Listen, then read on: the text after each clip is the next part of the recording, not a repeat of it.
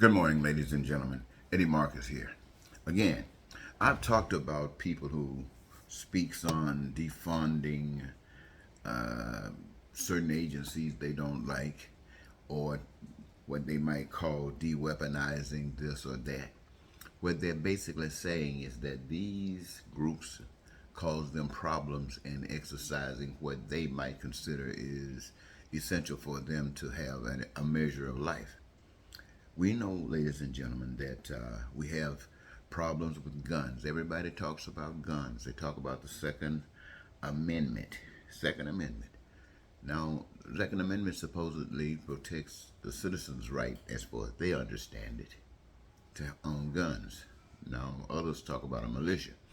But the citizens are saying when you are threatened in the middle of the night, somebody banging on your door, breaking in your home, and the telephone isn't working, what do?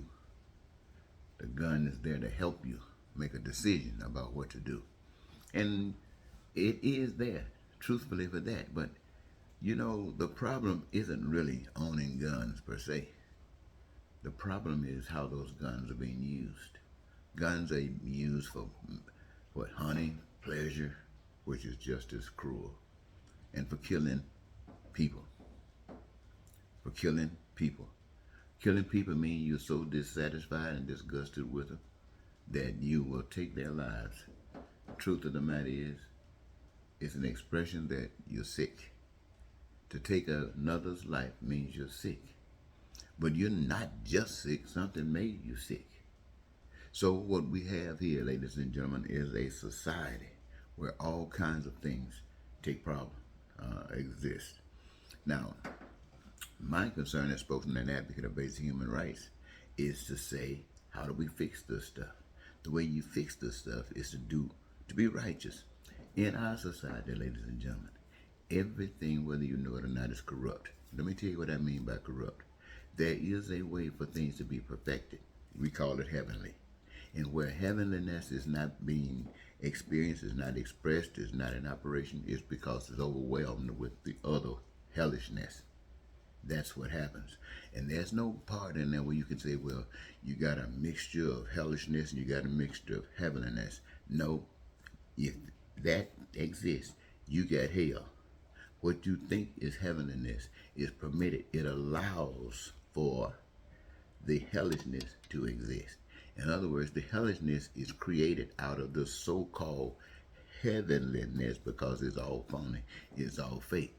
Heavenliness and hellishness cannot exist together. If heavenliness is anywhere hellishness is, heavenliness will be known because it will advocate for what is right. It will advocate for what is right. And what is wrong is done like it. And they respond to things differently.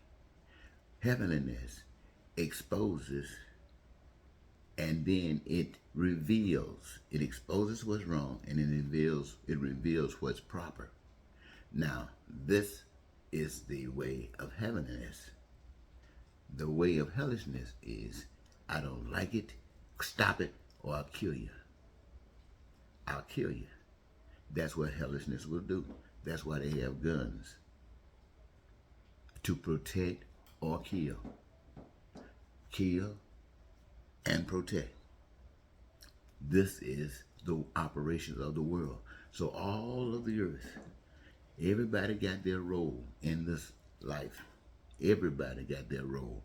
Whether you're a mob, whether you're a gangbanger, whether you're a banker, whether you're just a businessman, whether you're just a church preacher, and members of the church, everything. Everybody got a role in this hell. Everybody got a role in this hell. Remember this, ladies and gentlemen. Just because you go to church and just because you point your finger at them and say they, that doesn't mean a thing. This is all one. We are all one. We exist by the power of one another, going along with it. See, the secret with being righteous is that you will die. You give your life up before you do wrong. And wrong will kill you because it's wrong and doesn't know any better. But this is how you determine who has chosen God, who has chosen righteousness. These know that one time they did not exist in this form at all, but now they do. So they know that they are not in control of life itself. They just play a part in the process, like having a baby. That's a part of the process. So when you're here on this earth and all this hell is going on, you play a role in the process of eliminating it when you are not a part of it. Woo. So what I say is this: what's going on in Russia, Ukraine, what's going on in Israel, and what they're doing to Palestinians, all of that stuff lumped together is evil at its highest form. And the rest of the world sitting around watching it, they are playing. That's your role, to sit around and watch it and do nothing.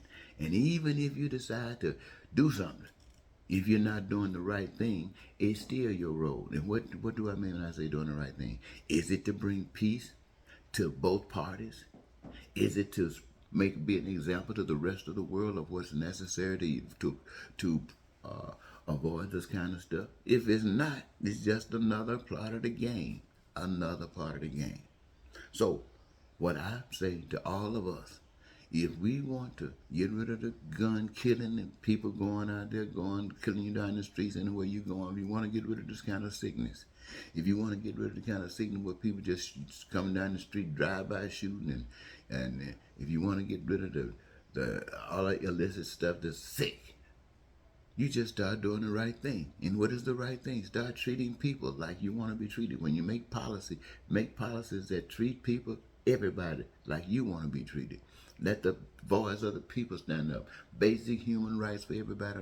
For everybody. If there's anybody's rights are being denied, they are going to act a different kind of way. And threatening them and making them slaves and stuff is not going to always exist. It'll exist for a period of time, but it's going to change. And I know many of you say, well, as long as it don't change during your time, that's your selfishness. That's your lack of compassion and concern. That's your ignorance. That's the evilness in you that allows you to say that and then walk according to that. The one who has chosen righteousness would never walk that way. So, ladies and gentlemen, you think about these things and see where you stand. Until next time, Eddie Marcus saying goodbye for now.